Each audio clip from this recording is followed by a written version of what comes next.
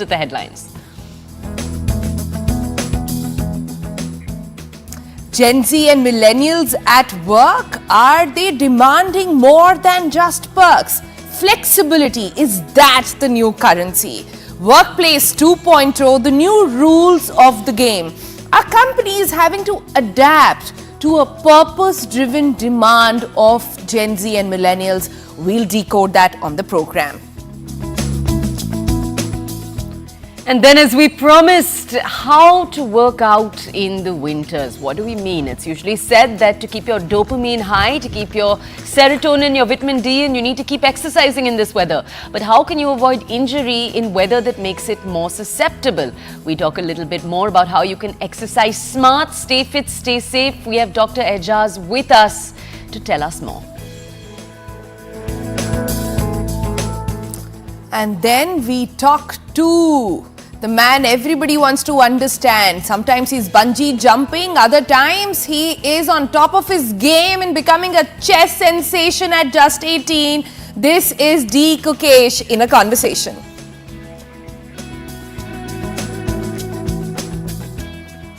Okay, as we promised today, we're going to start our show with an important discussion related to workplaces and how the young are seemingly fitting in. How are dynamics being created for them? Over the years, the dynamics of workplace culture in India, especially in tech hubs, so we're talking about Hyderabad, Bangalore, they've undergone a seemingly radical transformation.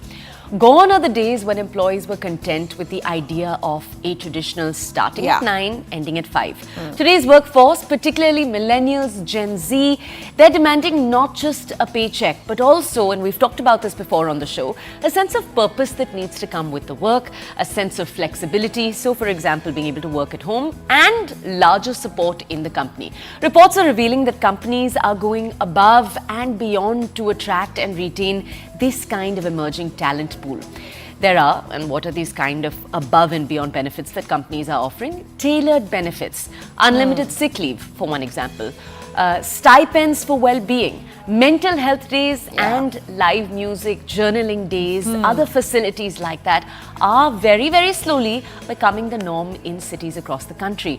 Firms are now customizing workspaces. They're encouraging hybrid roles and supporting mental health, not as an afterthought, mental health hum karenge, but instead as a keen business strategy.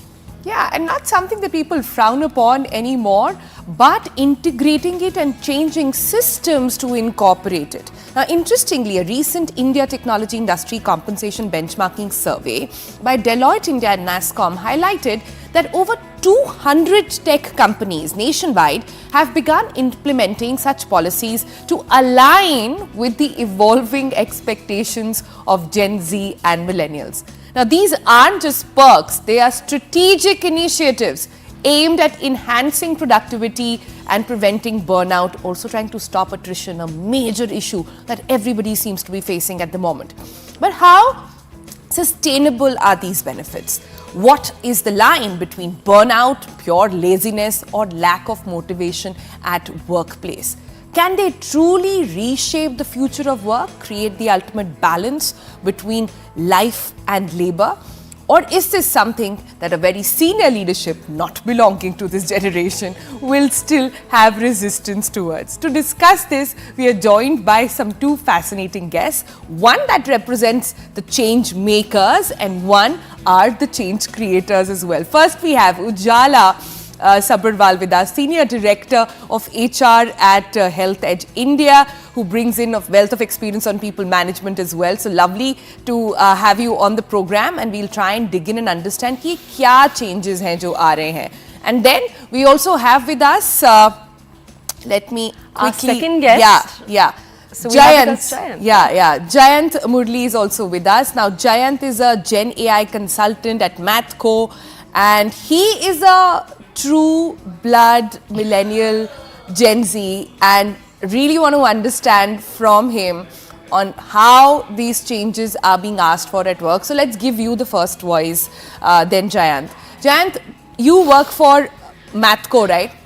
So when you were looking for this job, did you upfront go and say that these are the perks that I want an organization which is purpose driven and I want work-life balance? Is that something that people are openly asking for in interviews now? So with my personal case, I would say I did not go with a set of demands with respect to what I wanted, but my decision to join the organization was definitely steered by these, perks that they had. So every individual comes with their own set of, working habits, discipline, and hygiene. So you want to go, like you want to take a decision with an organization that's kind of, adapts to, which kind of resonates with the kind of work culture you have.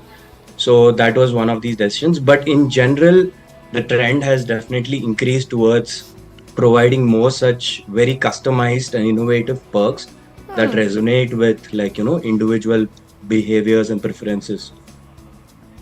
I see. Very interesting. Ujala, can we come to you? Before we talk a little bit about the study and the trends, first tell us a little bit more about the landscape. So I want to tell our audiences, innovative companies have always existed around the world.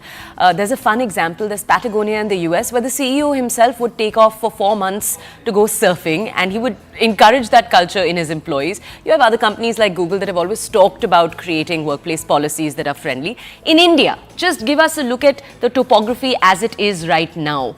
Are there companies that already have ethical policies towards their employees, Gen Z, not Gen Z? So there are policies which are actually crafted towards Gen Zs too, because we have found that there is a change in the trend. There are evolving preferences that Gen Zs are coming with, even when they're interviewing with us. There are questions which are asked about our total reward strategy, what are our wellness benefits, what about the work-life balance, and how we as companies are responding to these expectations is very, very important. And there is a dire need for us to actually evolve our policies to combat all of this and be able to hire and retain the Gen Z talent. There is a lot of prioritization on career development, and mentorship programs over compensation alone, because compensation is not the only, what do you call the only attraction factor. point Yeah. for these Gen Z population. There's a high need and demand for well-being support that Gen Zs are expecting, and companies are prioritizing all of these in addition to obviously offering upskilling opportunities, professional development opportunities, which are more attractive to this part of population and group. Yes. Right. So, there's a shift in this conversation now. And there's a reason why Deloitte report is so interesting, because earlier we kept talking about how Gen Z is a disgruntled sort of a generation because they don't feel the companies understand their demands. But now for Deloitte to come out and say that, hold on, companies are taking note. So interesting for us to watch out, is that space really changing? Which is what brings me, Jayant, to the question that what is today the key thing that Gen Z millennials look for in a workplace? In order of priority, if you could list out the top 3 for me. Sure. So, although we say that people look for things other than compensation, I would say compensation would be one of the major factors. But again, Gen Zs are a more purpose-driven, have a more purpose-driven mindset.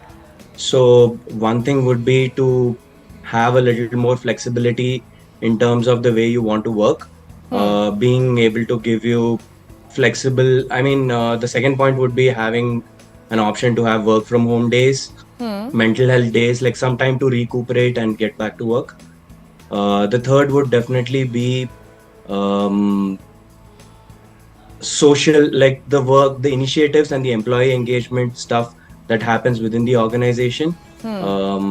So that I think is very important to make the Gen Zs retain their interest in the organization where they're headed, and also look for growth themselves.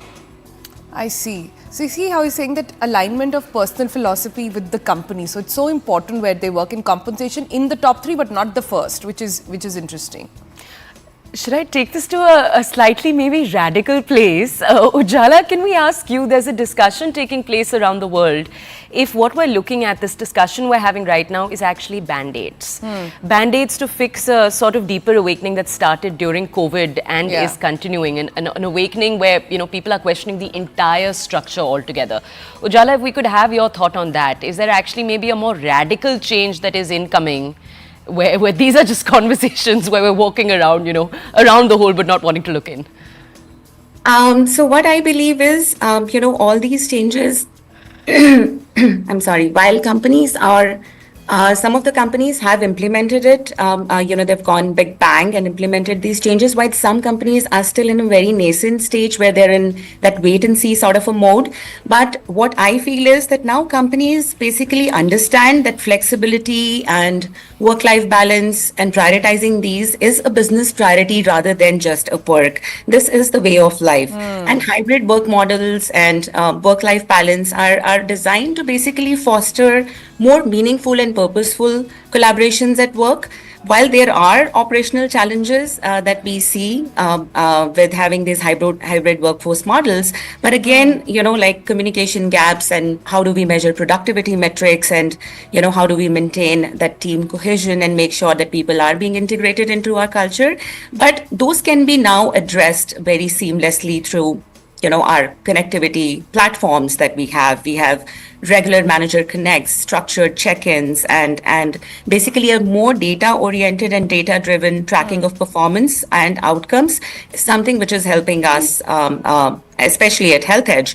It is basically helping us to foster that these changes. And this is something which is the need of the hour. And, the companies who have actually implemented it now, other companies, they're setting a trend for other companies too, to make sure that this is becoming a way of life, and we cannot just ignore it. Yeah, but Ujala, help me understand this. Is it only the cooler, younger tech companies which are more open to these changes? Or are we seeing conversations like these? And these are difficult conversations. For companies to change culture, it's not easy. It can't be done overnight.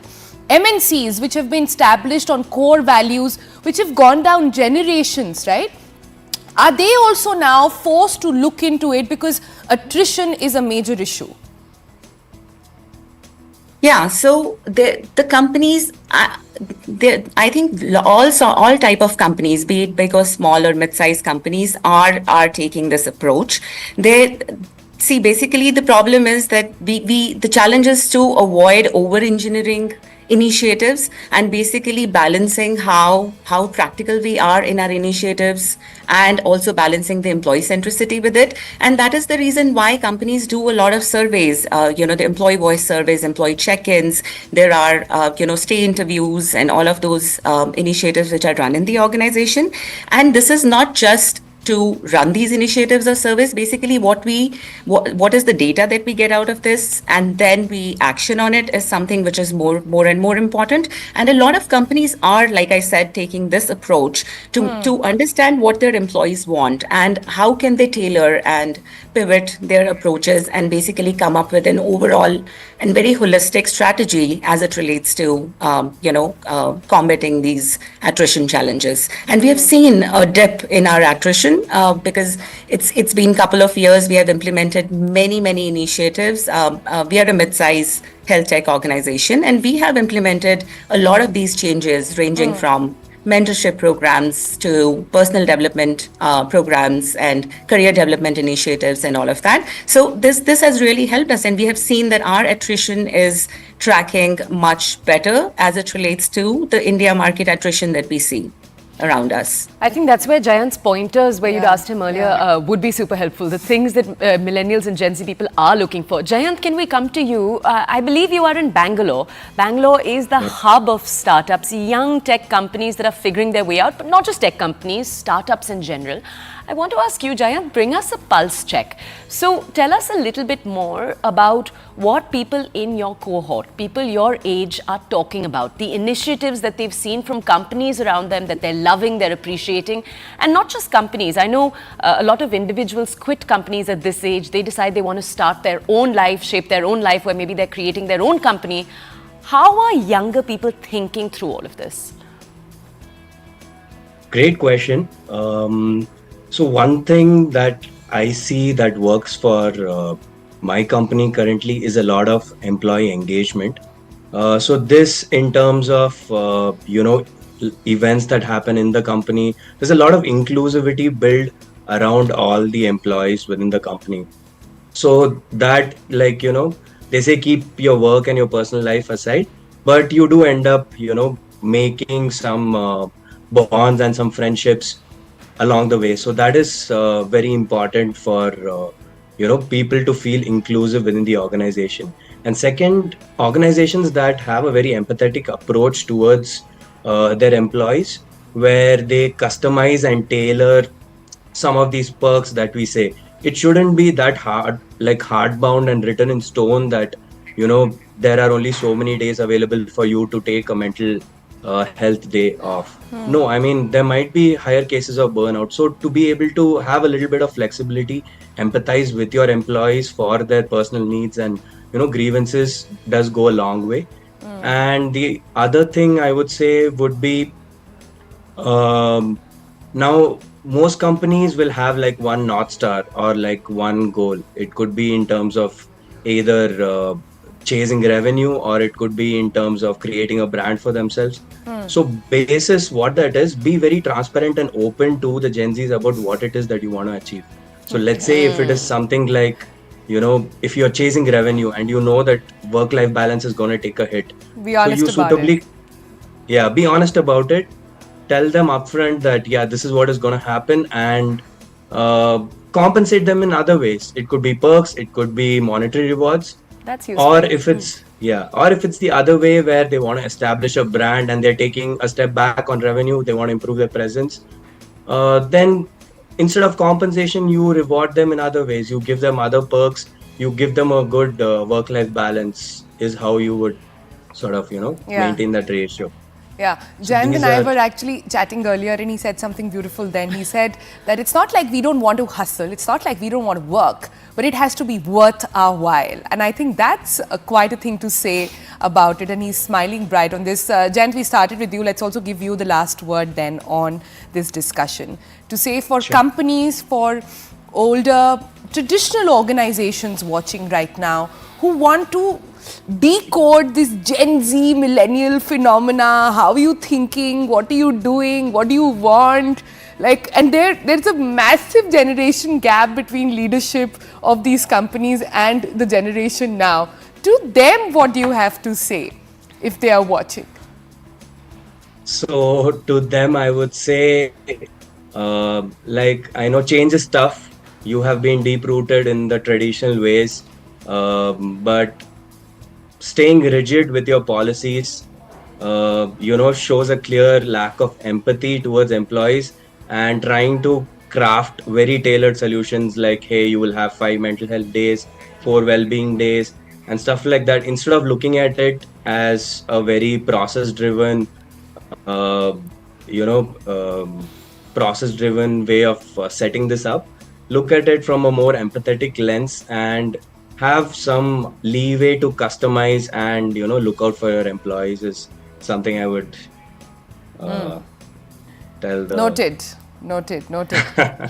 Jayant Ujala, thank you so much for joining us for this discussion. There's been so much in terms of key takeaways there. Yeah. I loved a little earlier when he was saying, just be honest with us. Everyone just wants honesty in that sense. Just tell us what you want up front, and then we'll do the work. Okay, we're going to head into a quick break. On the other side, we are shifting focus slightly. We're taking you into how you can prepare for this winters. What do we mean when we say that? The expert tips you can take to avoid injuries when you keep working out, because we want you to keep healthy. We want you to keep working out in this weather.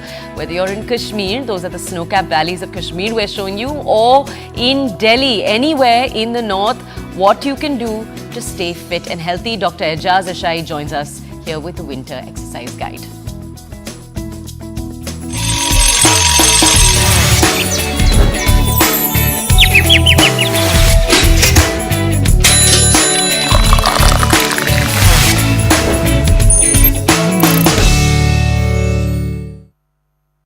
Baba.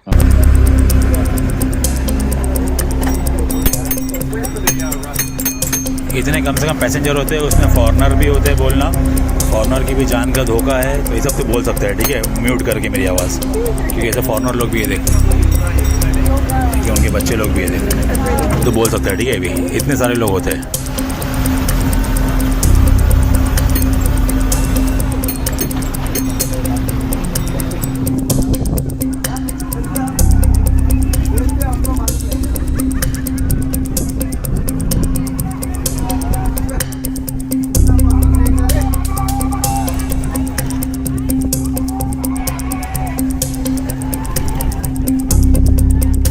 ये boat है ना, यहाँ पे पलटी हुई है, gateway से एलिफेंटा जाती है ना जो, तो एलिफेंटा से जो गेटवे वाली थी पलटी हुई है, ये लाइव ले रहा हूँ मैं, ठीक है।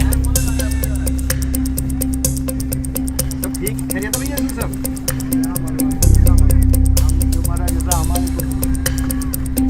अपना पब्लिक को पूरा एक जगह पे बिठा के रखा बैठ लो। हाँ बैठो, हाँ बैठ जाओ, बाहर जाओ, नीचे जगह पे बैठने को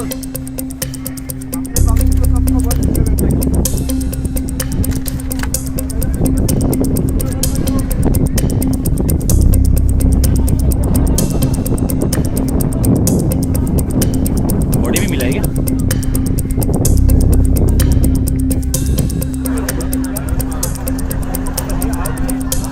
The boat has been fell down, a small one. Everybody is coming to catch them. Gateway. अपने भी सीट बैठो, अपने सीट पे।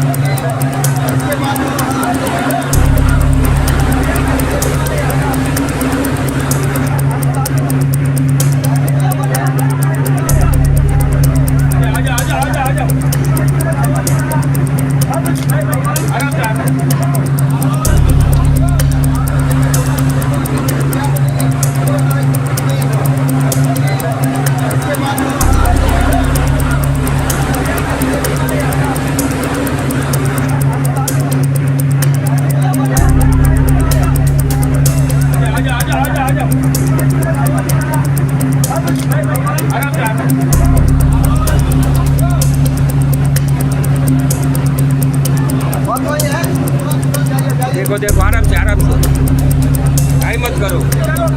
अरे भाई, एक बच्चे का तबीयत बहुत खराब है, हॉस्पिटल में देखना, जल्दी क्विकली देखना उसको, बच्चे का खबर करो।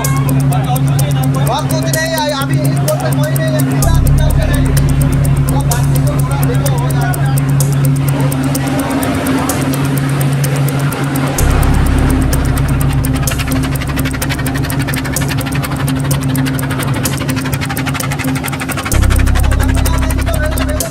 बच्चे के साथ जो है उससे कोऑर्डिनेट करो, उसको बताओ, उनको बताओ। अभी कोई नहीं है,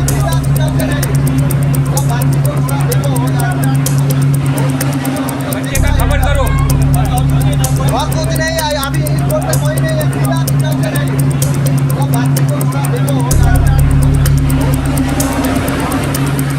इस एक्सीडेंट में तकरीबन 101 लोगों को सुरक्षित बचा लिया गया है, किंतु 13 लोगों की मृत्यु इसमें हुई है। शाम 7:30 बजे तक की ये जानकारी है। इन 13 लोगों में 10 सिविलियंस है और 3 नेवी के लोग हैं।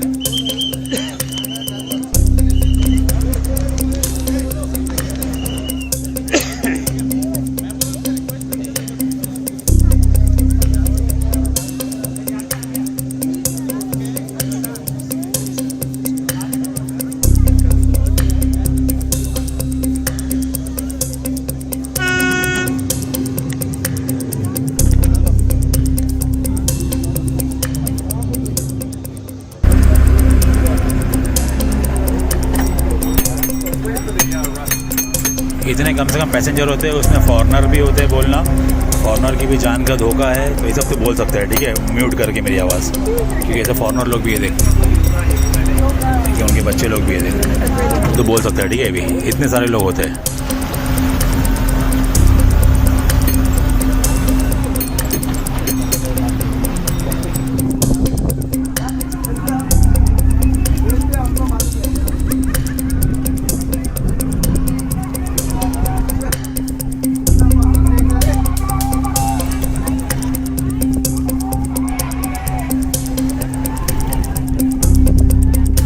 ये बोट है ना, यहाँ पे पलटी हुई है, गेटवे से एलिफेंटा जाती है ना जो, तो एलिफेंटा से तो gateway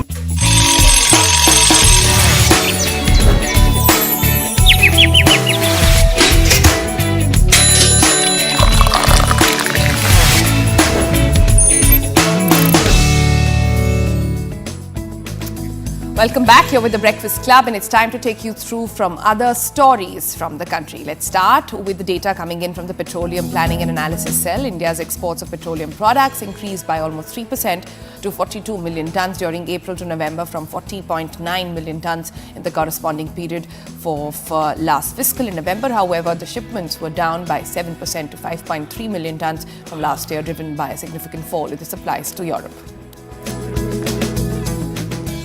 And the asset under management of open-ended mutual funds has gone up by nearly 29% in 2024. So from 52.44 lakh crores in Jan to 67.81 lakh crores in November, with equity mutual funds taking the lead. Equity mutual funds witnessed an increase of 35% in the total AUM in 2024 from 22 lakh crore in Jan to 30.35 lakh crores in November. The centre has approved the Pradhan Mantri One Nation One Subscription scheme. This ambitious initiative will grant access to a vast collection of scholarly research, e-journals, marking a transformative moment for students, researchers, academic institutions across India, especially those with the country's less endowed institutions. The scheme is designed to provide all government higher education institutions and research institutions access to over 13,000 e-journals from 30 of the world's most prominent publishers. And this month is shaping up to be the busiest month for IPOs, with half a dozen companies announcing their listing plan on Monday. The total count has already reached 11. This could be the busiest month in the year. Investment bankers expect an additional 2 to 3 launches before the year ends.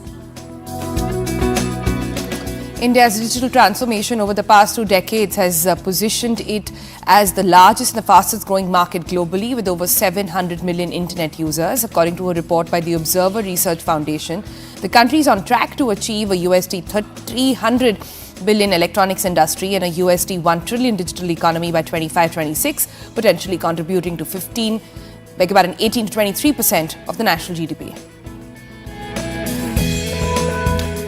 And equity mutual funds witnessed an increase of 35% in the total AUM in 2024, from 22.50 lakh crores in Jan to 30.35 lakh crores in November. Among the 11 equity mutual fund categories, sectoral and thematic funds have witnessed the highest growth, and that number actually stands as we speak at around 70%.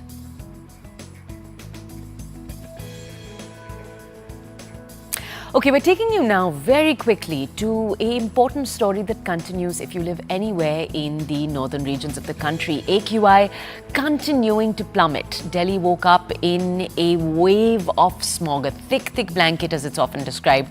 And Sonal is on the AQI board to tell us more about the numbers from the entire region. Let's go over to her. If you were anywhere outdoors last evening, you could smell smoke in the air. It felt like we were in middle of a forest fire. That's how bad air quality has been in the Delhi NCR region. No wonder now the numbers have surpassed 500 in most places. This despite GRAP 4 being in place. If you look at the numbers, all have gone to very deep red and hazardous categories, some going to 999 in Ghaziabad. And this is again to remind you that's the number because the meter does not know how to calculate further. So the number could be actually much worse. Look at other places. 755 for Anand Vihar, usual suspect there. 744, this is for Wazirpur. 718 for IIT in Jahangirpuri.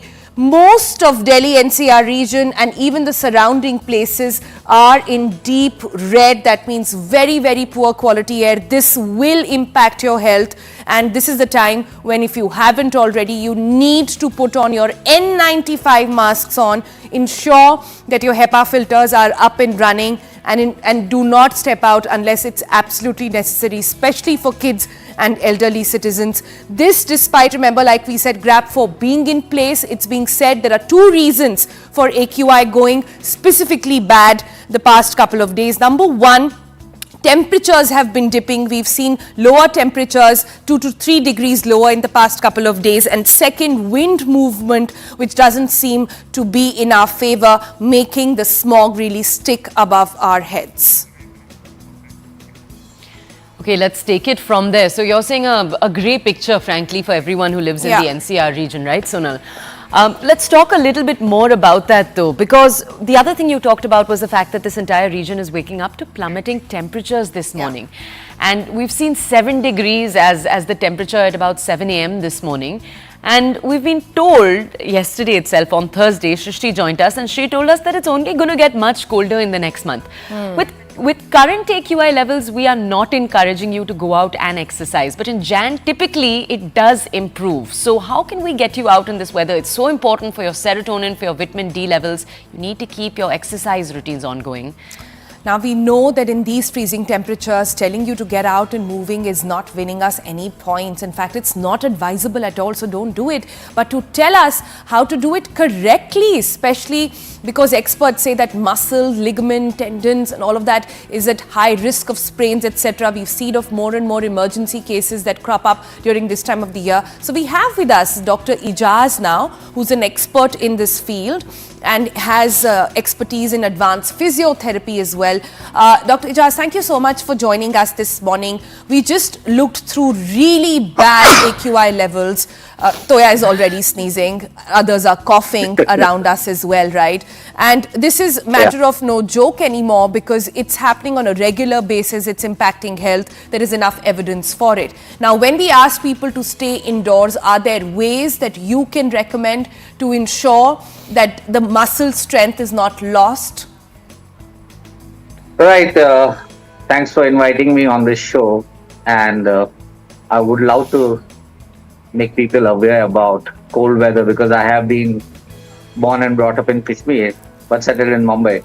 But know how the condition is in Srinagar and other places where the weather is really cold. And the worst thing what we do is in the morning when we get up, we try to stretch our body directly. Because the muscle is really stiff because of cold weather. So everyone tries to stretch their muscle where the muscle goes into severe spasm. Rather than just moving, that's why I always say there's a difference between a movement, the mobilization and the muscle stretch. So whenever you get up in the morning, so what people need to do is to move their arms, legs a bit, walk a bit, make it slightly warmer, get more oxygen, let the muscle feel that oxygen and then stretch it. And not that static stretch which we do for the longer time, like in Mumbai and other places, we hold the stretch for a longer time. But in cold weather, we need to stretch the muscle dynamically that we say, okay, fine, continuously bend and straight, bend and straight, bend and straighten it.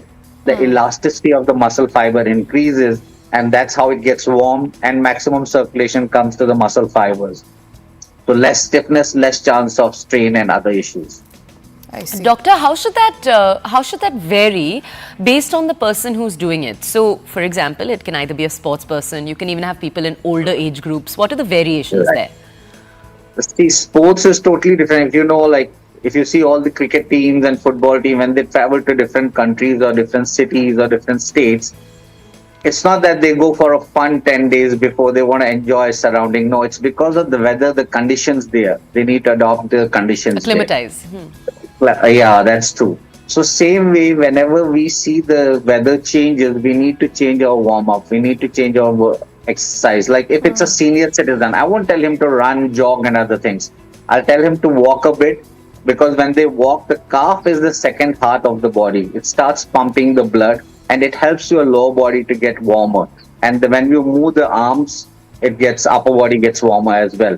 So for the senior citizens, we tell them walk slowly. Then if you want to make it a slight faster walk, it's fine, rather than jogging and straining your muscles. But yes, the sports person, it takes them basically to jog, run, and stretch because they have to prepare for the sports.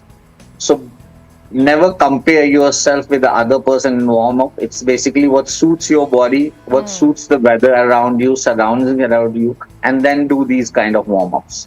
Right. So basically know your body and, understand it, listen to it and act accordingly. But do you have some quick ways, maybe your top 5 ways to stay active without risking muscle injury in the winters? Because warm up is something a lot of people end up missing, and it takes longer in the winter to warm up as well, right? Right. So that's why we say start with maximum warm water if you can take warm water, because people don't drink a lot of water in winters. That's must. Second thing, we tell them, okay, fine, you start with the walking, slow walking. You can go for a brisk walks later, but start with a slow walking. Walk as much as you can and start warming up your muscles. And when you start stretching, don't stretch it for a longer time. As I always say, don't static stretches in cold weather. Have dynamic stretches, quick stretches, dynamic stretches, which helps your muscle to become more flexible. The chance of micro trauma which happens in the muscle is lesser. And yes, I prefer when they're walking or before walking, if they can do some breathing exercises, deep breathing exercise, which helps them to oxygenate the muscles. That will help them a lot to avoid any kind of strain to the muscles. Doctor, can we ask you, I just find this so fascinating. What is actually happening to the muscle in the winter? What's the science there? Is the muscle freezing up of sorts? What's happening? No, first of all, the people drink very less water in winters. Okay. That's the first thing, because your body is made up of 76% of your body is made up of water. So if you don't nourish your muscles, it's going to get tighter and stiffer. On top of that, if you try to do any kind of exertion, which we call strain, whether it can be a housewife who's working in the kitchen, it can be a guy who's sitting on a computer continuously, it can be a person who is working outside. Because of the weather, the muscle gets tighter and stiffer. It gets shorter. So whenever you try to do any activity for a longer time, that's where the strain comes, because the fatigueness comes very quickly because the muscle is not nourished and there's less elasticity in the muscle fiber. That's why I say when they start walking, it becomes warmer. The circulation improves because there's a less circulation, because we sit at one place, we don't move much. Try to see that the muscle stays warm, but unfortunately when you get up and try to stretch, you get a spasm. It's a spasmodic pain. And on top of that, when you try to stretch it more, it gets worsened because as the muscle fiber becomes tight, you try to pull it, you cause more strain to the muscle fibers. That's why we say go slow, gradually increase your warmth of the muscle, do breathing, have a lot of water, and then stretch it. It will help you a lot. Right. Dr. Ijaz, I have to end by asking you this. Do you know of any common mistakes that people do while exercising in the winter that you think they should absolutely avoid? Maximum people, when they get up in the morning, they try to stretch their body as much as they want to. That's the worst thing to do in the mornings. Oh, really? Please don't ever stretch when you get up. Walk a bit, move your limbs a bit. Don't directly stretch, because the muscle fibers are really tight in the morning, early morning stiffness is there, and you're trying to pull them, you tear the muscle fibers. That's why when we see the people who try to stretch, they say we get a serious spasm on the upper back, and that's what happens. They try to stretch it, they try to pull the muscle fibers get strained. That's why I say it's a micro trauma of the muscle fibers, then they need to take a rest for 2 to 3 days. Or if it's really stiff, how you can decide whether it's better. You can move your arm once, twice, thrice. It gets better with that. So you understand it's a stiffness, it's not a spasm. But if it goes in a spasm, you try to move it, the pain increases. So nothing doing, just use the hot pack on that. Let the muscle relax, let the spasm go over. Handle it for 12 hours, don't stretch it. After 12 hours, stretch it, increase the elasticity, and then do the movement. You won't feel that pain again. But doctor, can I ask you, are you then saying, because the exercise Surya Namaskar, for example, it's created to be done, with the sun as the sun is rising. It's a stretch, right? So are you saying something like that too? One needs to wake up, walk around the house, for example, for a few minutes. What do we mean? Are we saying 10 minutes? But in cold weather, not in Mumbai, in cold weather, you need to do that. You need to walk a bit, you need to warm up your muscles and then do Surya Namaskar. Because I've seen lots of people coming with the back strain. No exercise in this world is wrong. It's the time, the surroundings, the weather, and your body. What suits you is the best thing to do. Never compare your warm-up with someone else. That's how it helps. But the basic has to be right. Like you start walking, you have a lot of water intake. You start walking, you start jogging, and then stretch, dynamic stretches, and then static stretch. That's how you maintain your muscle fibers elasticity. All right, then that's good to know. Several Thank you things so will much. change after this. Yeah, not stretch. Like your body automatically goes into a stretch when you yawn in the morning. So that's, remember to be careful with that. He's not saying stop doing it. He's saying be careful if your body is not allowing you to, and listen to the cues, which is important. On that note, we're going to slip into a break. Coming up on the other side, we introduce you. In fact, the world has been introduced already. Let's just get into a chat with the youngest chess champion the world has ever seen. He's D Gukesh from India, making us all very, very proud. We'll sit down to hear his comments.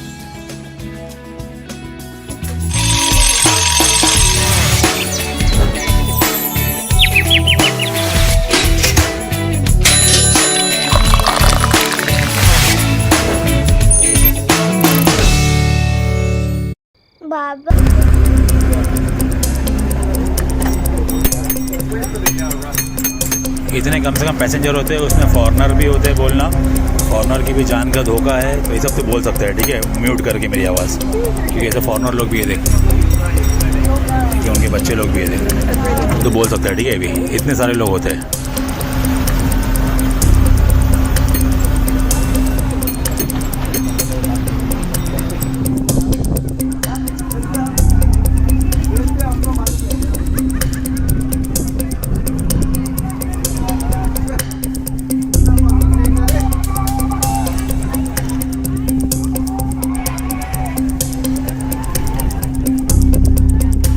ये boat है ना, यहाँ पे पलटी हुई है, gateway से एलिफेंटा जाती है ना, जो तो एलिफेंटा से जो गेटवे आ रही थी पलटी हुई है.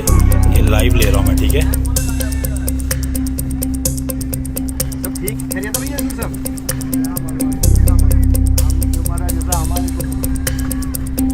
अपना पब्लिक को पूरा एक जगह पे बिठा के लगा दी. हाँ बैठो. हाँ बैठ जाओ, बाहर जाओ, नीचे जगह पे बैठने को. अपने पब्लिक को सबको बहुत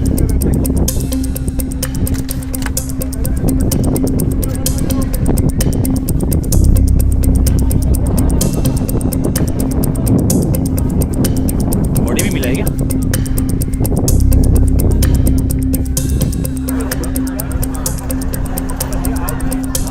The boat has been fell down, a small one. Everybody is coming to catch them. Gateway. सारे इधर मत जाओ. अपने भी सीट बैठो, अपने सीट पे.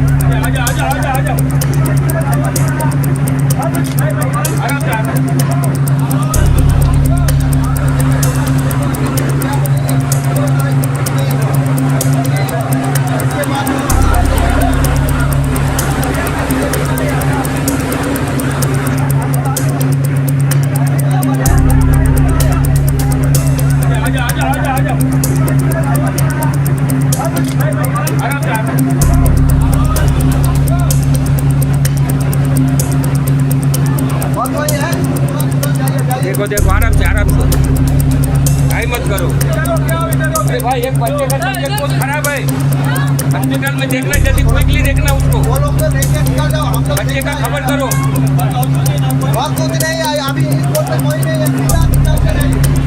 वो बाकी को थोड़ा देखो हो जाएगा।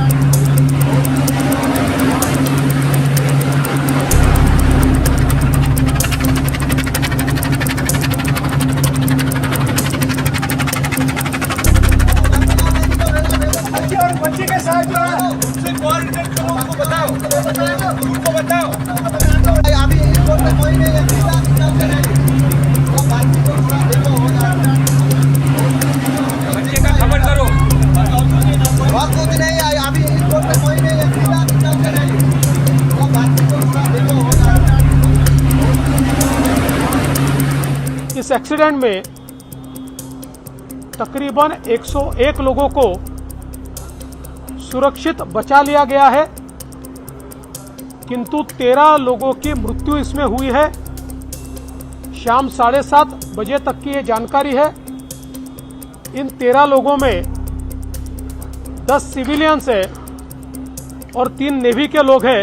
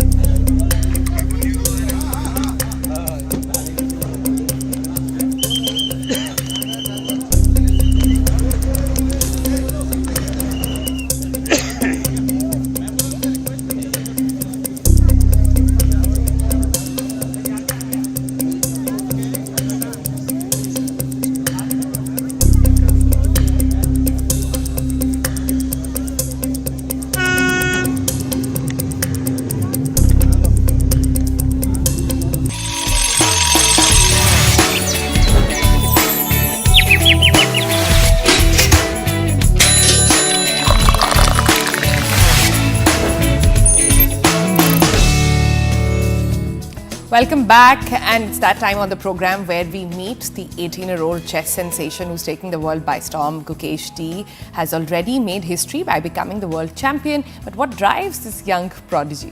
This is an exclusive conversation that we had with him with CNN News 18's Anand Narsiman. And Gukesh actually opens up about his journey to success, the influence of his idols, and the daily routines that keep him on top of his game. Take a look. Game 1 was a tough blow. I mean, the first game at a World Championship, it's stressful, and yeah, I played a bad game and I lost that one. I got a bit excited, but yeah, although it was a scary moment, I always knew that I could, if I just keep my calm, I will get my chances because it's a long match. And there was also a nice moment during the match when after the press conference, I was heading back to my hotel room, and Vishesa was in the same lift as me. And he just said, like he said briefly about something about the game, and he said, I had in my World Championships I had 11 games. You have 13 games, and it was kind of nice to know that my mentor and my role model has been in the same situation. He has powered through, so I got this confidence. And, game 2 was a solid draw. Game 3 I managed to tie the score, and then long period of draws where I missed my chances, but it was clear that I was the one, the fretful. And then I won the 11th game, but then Ding played an amazing game in the 12th. The score was tied with 2 games to go. We were heading for tie breaks, and then 13th game I again missed the winning chance, but in the 14th I think I managed to put enough pressure on him for him to finally crack. My dad travels with me. He takes care of all the stuff that is happening around my career, so that I can fully focus on the game. And my mom stays back at home, and she is the one who supports me emotionally, and whoever as I am as a person. It's I think the utmost credit goes to my dad, and she is the one who spiritually, emotionally, a lot of things. She is the one who has had the biggest influence. Right from the start, he has been an inspiration and role model for me. I obviously once I like very soon after I got into chess, there was this World Championship match in 13 in Chennai between Vishesar and Magnus, and I went there live one day to watch the game, to see them inside the glass box playing the match, and I thought it'd be cool there cool to be there one day. Once Magnus won the title, I thought it should be me who brings the title back home. And throughout the years, Vishesar has been not only an inspiration and a role model, but also he took it upon himself to like make chess what it is in India, help the youngsters, the next generation to take their chess forward. Talking with my mom, praying to God and stuff like that, just to do the simple things repeatedly and consistently. But there's no special thing that I do which is like magic that runs.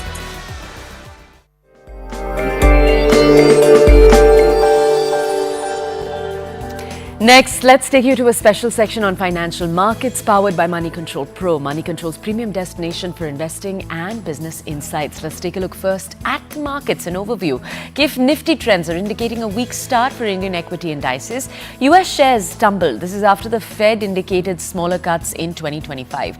Asian shares are mirroring those losses in US equities after the Fed sounded a more cautious note than what was anticipated. Crude oil prices are trading soft. This is on worries over demand amid a slowing Chinese economy.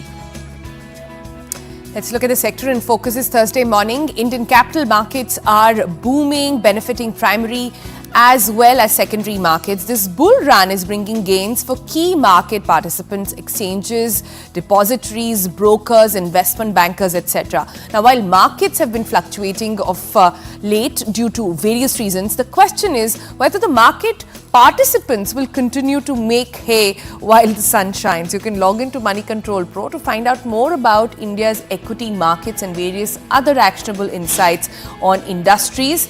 It is a premier destination for all the investing views and financial insights you will ever need, brought to you by Money Control.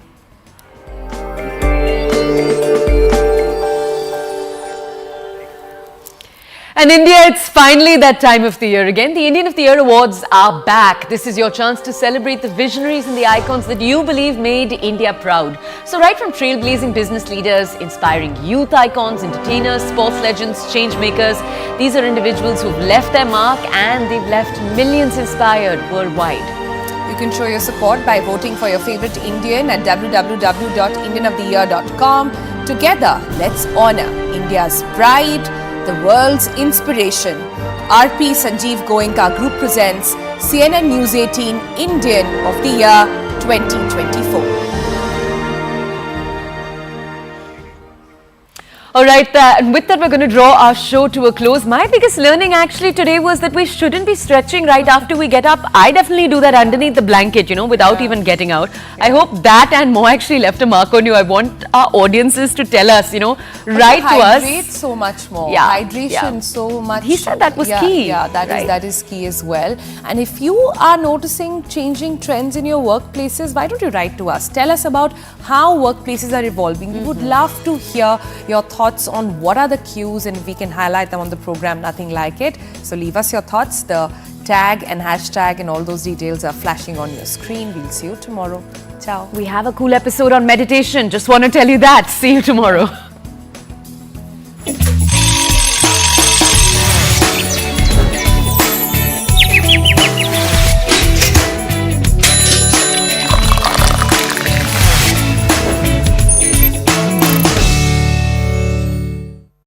बाबा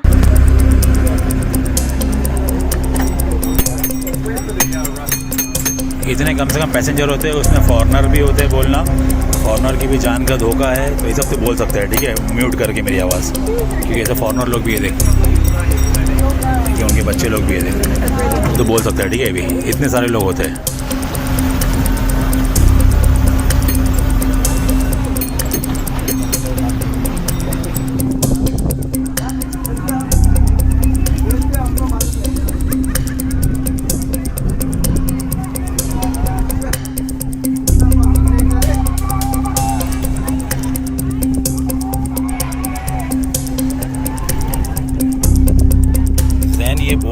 पे पलटी हुई है, gateway से एलिफेंटा जाती है जो, तो एलिफेंटा से जो गेटवे आ रही थी पलटी हुई है।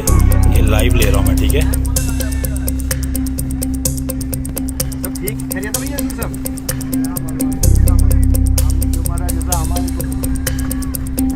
अपना पब्लिक को पूरा एक जगह पे बिठा के रखा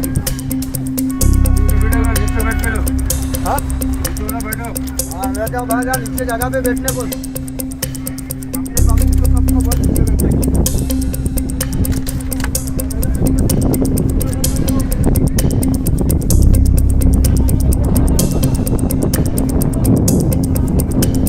बॉडी भी मिला है क्या?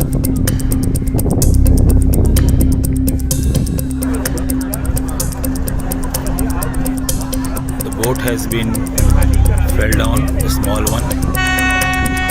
Everybody is coming to catch them. Gateway. सारे इधर मत जाओ अपने पीछे बैठो अपने पीछे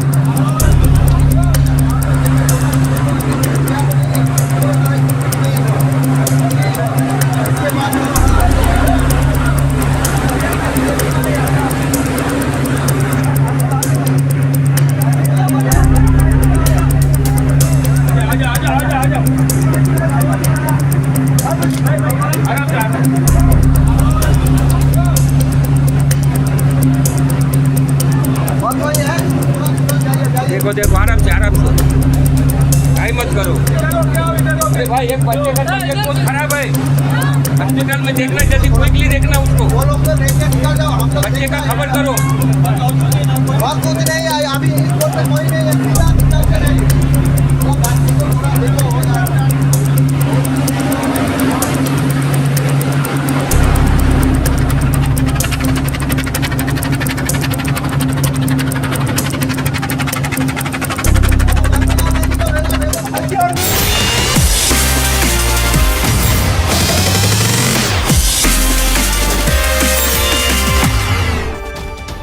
Hello and good morning. Thank you for tuning in to CNN News 18. I'm Shen Elizabeth Matthew. Let's begin this bulletin with the top news coming in from Jammu and Kashmir, where in a big win, our forces have eliminated 5 terrorists in an anti-terror operation. We are learning that 2 army jawans have suffered injuries in the encounter and a search and cordon operation has now been launched. So this is the breaking input that we are getting as far as the attack that we are talking about early morning. We reported how there was in fact at the Qadar area in Kulgam in Jammu and Kashmir, there was in fact encounter that was underway, and now in a big win our forces have eliminated 5 terrorists in an anti-terror operation. I am now joined by CNN News 18's Ishan Vani. Ishan, big win for the security forces. 5 terrorists have been eliminated. What are the other are there more terrorists who are there, and is the encounter still underway? Well, there are no more militants who are hiding there. It was about the intelligence that forces were able to generate. And based on that intelligence input during the night time, because it has an element of surprise, the security forces launched a massive operation in the area. It's in Kulgam where this encounter took place, a place where there have been apprehensions of presence of militants in the past as well. That's when security forces launched a coordinated search operation for J&K police and the Indian Army, which launched this operation.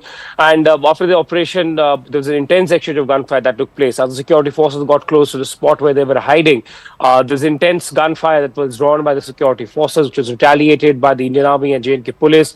And after the encounter concluded, 5 bodies have been spotted, which security forces and top officials of the J&K police have told CNN News 18 are of the militants, and 5 of them have been killed. It's not every day that you see 5 militants at one place. Generally, they're dividing themselves into a group of 2 to 3. So it could have been a planned meeting or a meet where they could have wanted to, distribute a plan or think about carrying out attacks, because normally there aren't 5 militants present at one place. Generally, they're divided into 2 to 3, and but 5 killed at one place is a massive success for the security forces, and they would believe on the day when there's a meeting of J&K security review going to take place in Delhi today by the MHA, where you have the Lieutenant Governor and other top officials also being present, that there is a fresh encounter that has taken place and the success that security forces have been able to get in terms of eliminating 5 of them who could have really posed a dangerous and a challenge to the security forces in the winter season, when there is bone chilling cold and there are possibility of attacks, IED attacks and standoff attacks on the security forces in areas of Kashmir Valley. So significant success, but 2 army men have also suffered injuries. They have been moved to the Army's 15 Corps Hospital and are being treated by a team of doctors. The priority is to search through the area, take out the bodies. The operation is on.